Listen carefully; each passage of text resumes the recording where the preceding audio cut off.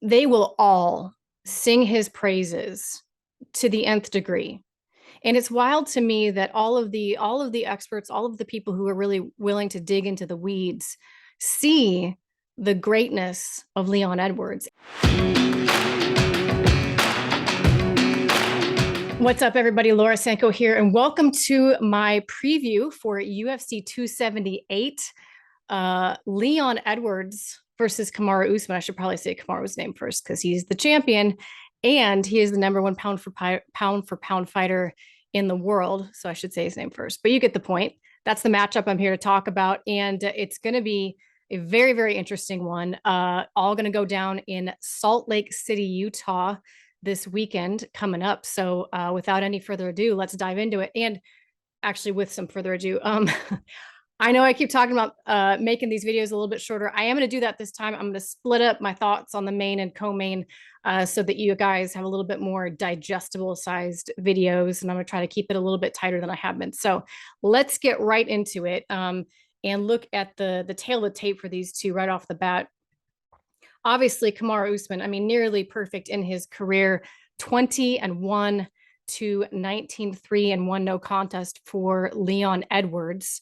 And in terms of their UFC careers, 15-0 for Kamaru Usman with 4 knockouts, 1 submission, and 10 decisions, and 11-2 for Leon Edwards with 1 no contest as well, 2 knockouts, 1 submission, and 8 decisions. Leon is a little bit taller. He's got 2 inches in height, although he actually gives up 2 inches in reach. Leon's listed as a southpaw, which he is, but they both switch stances all the time. So, I mean, they really don't have a stance that they favor necessarily. 35 for Kamaru and 30 for Leon. I actually forgot how young he is, to be honest with you. And some of the stats that really jump out are the striking accuracy of Kamaru Usman. I mean, man, incredible stat here. 52.6% for Kamaru Usman, which is especially interesting because, I mean, his striking is the part of his game that we've just seen completely take off, not only with Trevor Whitman. I feel like sometimes Henry Hooft gets left out of this conversation a little bit too much, but I mean, Henry really laid the foundation. And then when Kamaru went and worked with Trevor Whitman, he put some finishing touches on it. And it's really allowed Kamaru to fully express himself as a striker, which makes him, gosh, even more dangerous than he already is. Interestingly, Kamaru lands quite a bit more strikes per minute than Leon does, 4.66 to 2.62. I say that's interesting because Leon's game is really not a power shot game. He is a volume guy, despite this stat being so low. He's not a guy who's looking to knock you out with one shot. He's cerebral in his approach to how he's going to win a fight. And we'll talk about how that has kind of colored, I guess, his career and how it's affected some of his fights. We have 3 takedowns per 15 minutes for Kamaru, 1.5 for Leon. Although I will say, Leon Edwards, his wrestling is one of the more underrated aspects of his game. His wrestling, his cage wrestling in particular, a lot of body locks, beautiful trips off the cage, as well as his jiu-jitsu acumen. We saw that when he fought Nate Diaz. So really, really high-level grappling. If you could pick out the details when they were on the ground, Leon does some really interesting things that speak to the fact that he is a very, very good grappler. We just think of him as a striker because that's kind of his predominant art. And then you've got 100% takedown defense for Kamaru and 70.2% for Leon Edwards, which is extremely high. I love it. What's funny is, like, it says right here that 91.8% is the UFC record, and yet Kamaru's is 100. That makes absolutely no sense. There's still debate about whether Colby got him down that one time or not. And then I definitely think it's interesting. So for Kamaru, he has 10 knockdowns in the UFC. Leon has 4. And Leon has been knocked down 1 time, and Kamaru has never been knocked down, interestingly. And then in terms of like what they target, they actually have very similar games to a degree, with Leon leaning a little bit more heavy in the kick game. And I do think that that will be a factor in this fight. Kamaru, very good with his hands and his boxing and his range management. Leon definitely leans a little bit more on the kicks, but man, I think the striking in this matchup is going to be something that's going to be really fun to watch. And then, as you might imagine, Kamaru Usman, quite a bit higher in terms of the number of strikes that he has landed on the ground, because he's getting guys to the ground in the first place. So far, according to the stats, again, this can be argued, according to the stats, no one has been able to take Kamaru Usman down, and Leon has been taken down 20 times.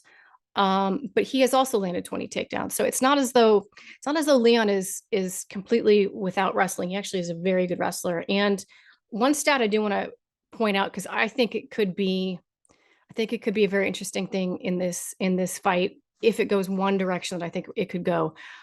Leon has 10 advances to the back. He is incredibly good at finding the back in those scrambling positions. Does he want to be on the ground with Kamaru Usman? I think not, particularly early on. But if it does get there, Leon Edwards is very good in the scrambles and very, very good at taking the back. So that's a little bit of the numbers for you. Leon's such an interesting cat, an interesting character, because he has been so inactive as of late. I mean, talk about a guy who's had just the most ridiculous string of bad luck in terms of fight cancellations, and then COVID hits, and then all of these things. And, his fight with Nate Diaz and his fight with Bilal Muhammad are really the two most recent things that we have to go off of. But there's some interesting things in there that I think could play into this fight. In general, Leon Edwards is, and it's not just me saying this, I mean, you talk to any UFC analyst, any coach, they will all sing his praises to the nth degree. And it's wild to me that all of the experts, all of the people who are really willing to dig into the weeds, see the greatness of Leon Edwards. And yet there's still like not this halo effect that is usually deserved when you are that good, when you are that good everywhere. And I think it comes down to a couple of things. First off, he does tend to go to a decision. But that doesn't always mean you're a boring fighter. And I don't think that Leon Edwards is a boring fighter. I think that Leon Edwards is an incredibly, incredibly intelligent fighter. And I think he has such a variety, such an array of weapons at his disposal in any phase of the game that he doesn't, I think sometimes he doesn't express a lot of passion in his fighting. He's not taking ridiculous risks, because that's the fighter that he is. He is out there, he's going to outthink, and he's going to make the right adjustments in the right moment, and he's going to use the right tool in the right moment for that specific opponent. But I think sometimes that the fans read that as lack of passion, which I don't think it is. You talk to Leon, and man, he's one of the nicest people ever. He's, I mean, a true gangster, and I'm not meaning that in like any sort of derogatory way. Like, that guy has lived the life. Like, he's legit, as legit as it comes in terms of actual like street cred and mentality. But in terms of his skill set, like, there's not a box that he doesn't check, not a single one. His striking is about as immaculate as it comes, truly. Like, if you look at the details of his technique, it is near perfect all the time. His clinch is probably one of his most dangerous weapons in terms of like where he is able to be the most dangerous in a fight. His clinch work is phenomenal. I mean, you look at what he did to Gunnar Nelson, the elbows, the way that he's able to think inside those really close positions and find a way to set up various types of offense within an instant. Because a lot of times those clinch situations they're not drawn out. They're coming off of a failed shot attempt, or coming off of defending a shot on you, and he finds a way to make the most of those in between moments. That's something that's really, really special about him. But I think that because he is so calculated and because he's such a thinking fighter, and he never overextends himself. But I think because he doesn't overextend himself and because he doesn't look like he's always going for the finish. So like against Nate, right? You watch that fight and there's a little sense of frustration. Like, man, if he would just kind of push on the gas pedal, he could finish Nate. And then the last round comes and it's like, holy shit, he just got cracked. I think that there were moments earlier in that fight when he could have taken a couple risks and gone out of there and finished Nate, to be honest with you. And it was, I don't want to say lack of focus, but I mean, it would have to be lack of focus in that one moment uh, where he took his eye off the prize and Nate was able to capitalize on it. Do I think that if that fight would have kept going, Nate could have won? Maybe, but the majority of the fight was controlled by Leon Edwards and his precision and his fight IQ and his ability to make excellent decisions in every phase of the game. There are a lot of people who have a really good wrestling game and a really good striking game and a really good jiu-jitsu game, but they don't have the tissue, the the fibers that weave it all together in a way where you're able to make decisions quickly.